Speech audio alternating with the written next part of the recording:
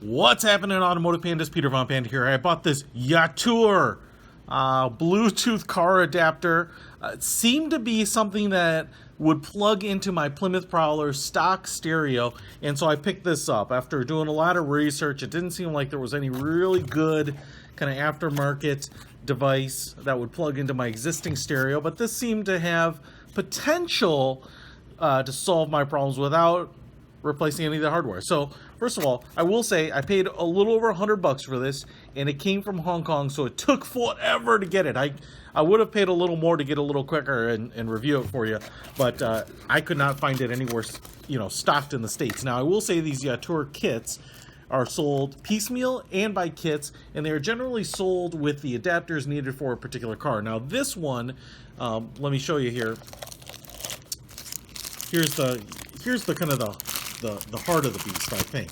This is like the Yatour Bluetooth receiver.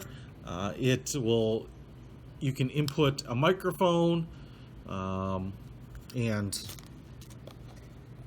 yeah, I guess the thing is a receiver, so it'll receive kind of the Handsfree protocol as well as A2DP Bluetooth streaming protocol, and then it will connect via this port right there to an input connection on your stereo. Now that's where they sell these things kind of by different brands, and this cord is what the key is.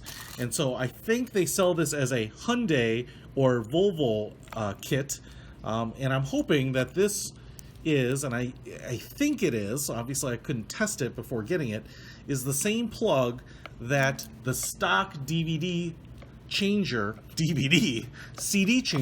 in my Plymouth Prowler and kind of these 2000 vintage Chryslers use. So looks like 8-pin connection right here. I think the Alpine stereos kind of use this as well. I don't know for sure, but we will give this a shot. Looks like we have a little cable running down here. I'm not sure what this is for. Looks like for power. And then here is the plug that will plug into the receiver itself. So I don't know if their CD changer there was like a power cable. My car did not come with the CD changer, but I noticed that the plug is there. So I don't know if this particular plug, I guess it doesn't provide power. So the CD changer, which obviously had motors, etc., must have gotten power from somewhere, and so hoping there's maybe a power cable there that I didn't see yet. The other thing that this has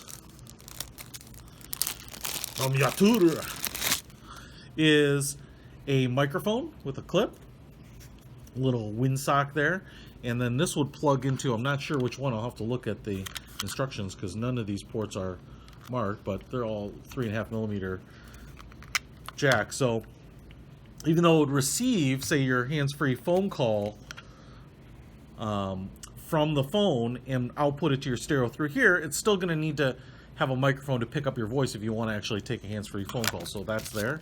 And then we have this, and this looks like it's just a 3.5mm cable. So I'm assuming that this will give you kind of an aux-in capability. Again, we'll have to look at the manual and figure out what each of the holes are, because they're not particularly well documented. So okay, and then there is also a USB port in there too, so I don't know if that's for storage. I could hook up a USB with MP3s or something on it, or if I'm supposed to hook a Bluetooth receiver to that. But if I'm looking at this right, we've got the wire harness right there, and then this one looks like it's microphone, and then this one is an optional remote control, and then down here we have the USB charger, LED light, and this would be the aux-in.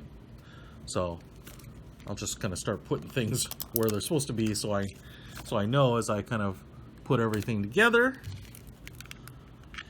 And what I will try to do is install this in the car and see if it works. But in terms of this first look at the Yatour Bluetooth kit, this is what you get for $100. I'm really hoping and praying that I can get it to work. We'll find out though. Peter Von Panda out.